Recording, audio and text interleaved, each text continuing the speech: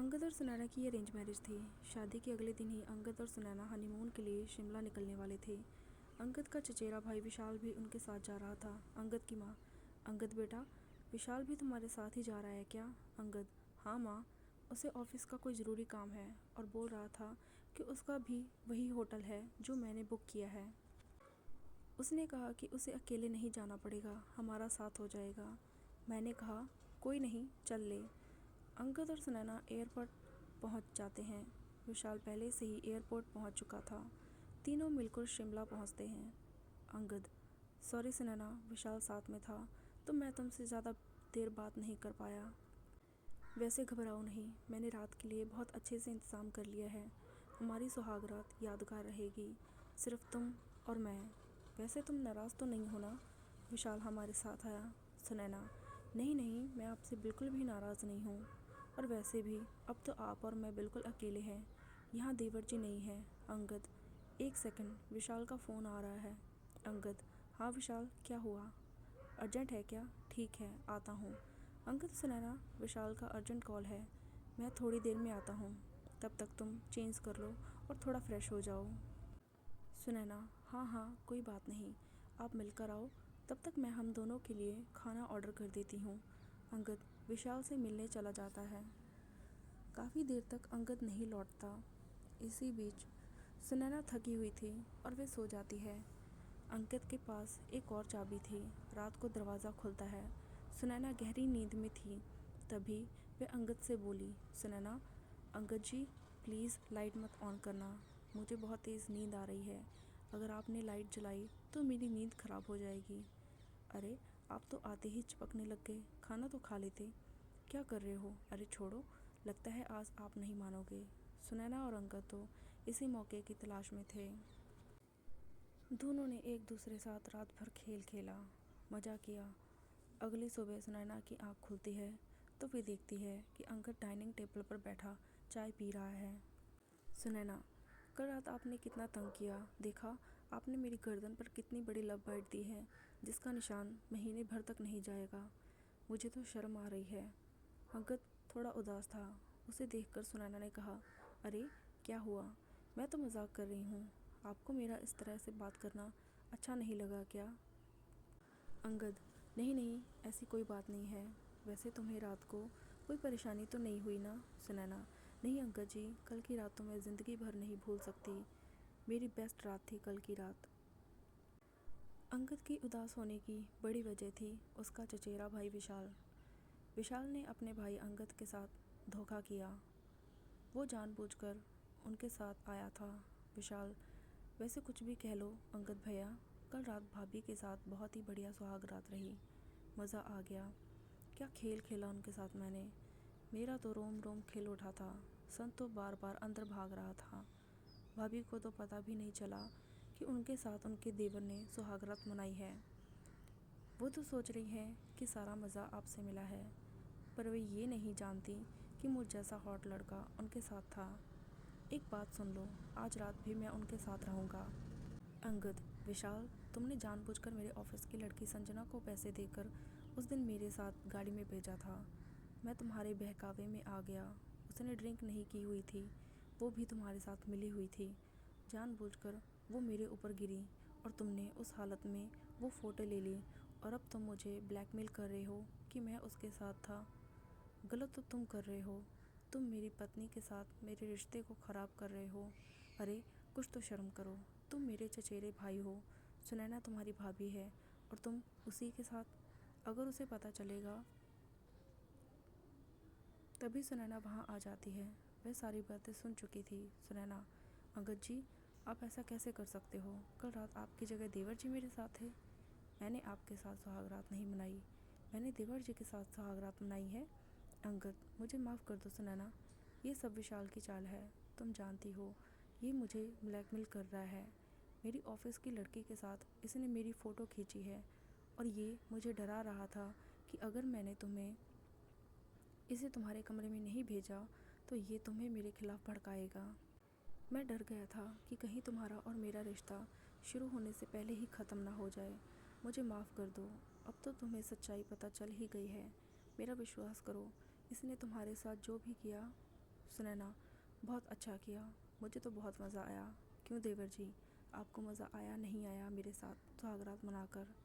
ये देखो ना, आप भी कितने शरारती हो, सारी रात मुझे परेशान किया, मुझे दर्द देते रहे, और आपने तो मेरी गर्दन पर ये लव बाइट का निशान भी छोड़ दिया। विशाल, सॉरी भाभी जी। भाभी जी नहीं, सॉरी डार्लिंग। अंगद, ये सब क्या है सुनैना? तुम ऐसी हरकत क्यों कर रही हो? मैं ये सब देखकर हैरान हूँ। सुनैना, ज़्यादा हैरान होने की ज़रूरत नहीं है। मैं और विशाल पिछले 5 साल से गर्लफ्रेंड बॉयफ्रेंड हैं। हमने तो ये सब नाटक तुमसे पैसे ऐंठने के लिए किया था। मुझे विशाल ने बताया था कि तुम अच्छी खासी प्रॉपर्टी के मालिक हो, इसलिए मैंने तुमसे झूठी शादी की। मैं तो तुम्हें अपने आप को हाथ भी नहीं लगाने दूँ, मुझे तो मेरा विशाल ही छू सकता है। अब एक काम करो, ज़्यादा समय मत लगाओ। अगर तुमने हमें कल दोपहर तक 50 लाख नहीं दिए तो मैं तुम पर इल्ज़ाम लगा दूंगी कि तुमने मेरा इस्तेमाल किया है और मुझे मेरे प्यारे देवर जी के साथ सुहागरात मनाने के लिए ज़बरदस्ती मजबूर किया है। फिर तुम्हें जेल जाने से कोई नहीं बचा सकता। अब हम जैसा कहेंगे तुम्हें वैसा ही करना होगा। जब हमें पैसे की ज़रूरत होगी तुम्हें हमें पैसे देने होंगे। चलो विशाल, मेरा ना बहुत मन कर रहा है, कमरे में चलते हैं। विशाल, लगता है कल रात ज़्यादा ही मज़ा आया है। चलो डार्लिंग, मैं कहाँ मना कर रहा हूँ। अंगद सुनैना और विशाल की चाल में बुरी तरह फंस चुका था। उसे कुछ समझ नहीं आ रहा था कि वे क्या करे। वे घर वापस जाकर सबके सामने लज्जित नहीं होना चाहता था। अंगद, मुझे जीने का कोई हक नहीं। ऐसी शर्मसार ज़िंदगी जीने से तो अच्छा है कि मैं मर जाऊँ। अंगद जैसे ही पुल से कूदने लगता है तभी उसका मोबाइल फ़ोन बजता है। अंगद देखता है कि मोबाइल पर उसकी माँ है। वे अपनी माँ से आखिरी बार बात करना चाहता था। अंगद, हाँ माँ, ठीक है, मैं होटल पहुँचकर आपकी बात सुनैना से करवा दूँगा। क्या तबीयत ठीक नहीं है? माँ, कितनी बार कहा है कि समय पर दवाई ले लिया करो। हाँ मैं करता हूँ माँ। अंगद फ़ोन रख देता है। उसकी आंखों में आंसू थे। वह अपनी माँ की आवाज़ सुनकर दुखी हो जाता है। अंगद, मैं क्या करूँ? माँ मेरे बिना अकेली हो जाओगी, मैं ये कदम नहीं उठा सकता। मुझे कुछ समझ में नहीं आ रहा है। माँ, मैं तुम्हें कैसे बताऊँ कि मैं कितना परेशान हूँ। अंगद सड़क पर रोता हुआ पैदल ही चला जा रहा था। अचानक वह एक लड़की से टकरा जाता है। लड़की, अंगद तू, और यहाँ शिमला में? अंगद, सौम्या तू? सौम्या, हाँ मैंने तुम्हें बताया था ना, मैं वकील बन गई हूँ। मैं यहाँ प्रैक्टिस के लिए आई हुई हूँ। वैसे तुम्हारा मैसेज पढ़कर मैं शादी में ज़रूर आती, पर यहाँ छुट्टी नहीं मिल रही थी। सॉरी, मैं शादी में नहीं आ पाई।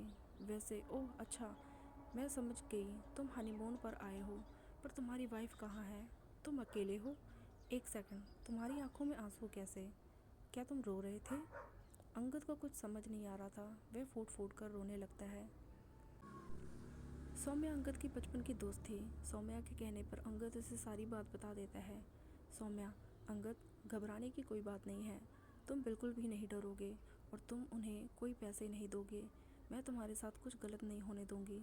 तुम कल ही सुनैना के खिलाफ तलाक के लिए अर्जी दे दो, बाकी सब मैं संभाल लूँगी। अंगद, पर सौम्या, विशाल ने भी मेरे साथ गलत किया है। सौम्या, कोई टेंशन नहीं है। दोनों को तुम्हें ब्लैकमेल करने के जुर्म में कड़ी सज़ा होगी। बस तुम्हें उन दोनों की बातों को इस फ़ोन में रिकॉर्ड करना है। उसके बाद उन्हें सज़ा से कोई नहीं बचा सकता। अंगद सौम्या के कहे मुताबिक होटल जाता है और विशाल और सुनैना की रिकॉर्डिंग कर लेता है। अंगद, कान खोल कर सुन लो, मैं तुम दोनों को एक फूटी कौड़ी भी नहीं दूंगा। तुम्हें जो करना है कर लो। सुनैना, विशाल अब क्या करे? ये तो हम दोनों को एक साथ रहने भी नहीं देगा और पैसे भी नहीं देगा। कहो तो इसके खिलाफ पुलिस में झूठी रिपोर्ट कर दूं? विशाल, हाँ सुनैना डार्लिंग, ये तो तुम्हें करना ही पड़ेगा, वरना हम पैसों के मोहताज हो जाएंगे।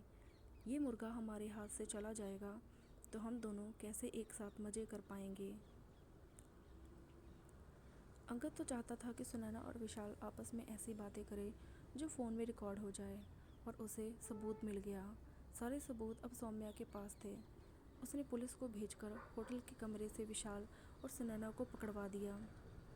सुनैना और विशाल को उनके किए की सज़ा मिल गई। अंगद को सुनैना से तलाक मिल गया। अंगद ने घर आकर अपनी माँ से सारी सच्चाई बताई। उसकी माँ इस बात से बहुत खुश थी कि उसके बेटे को ऐसे लोगों से छुटकारा मिल गया।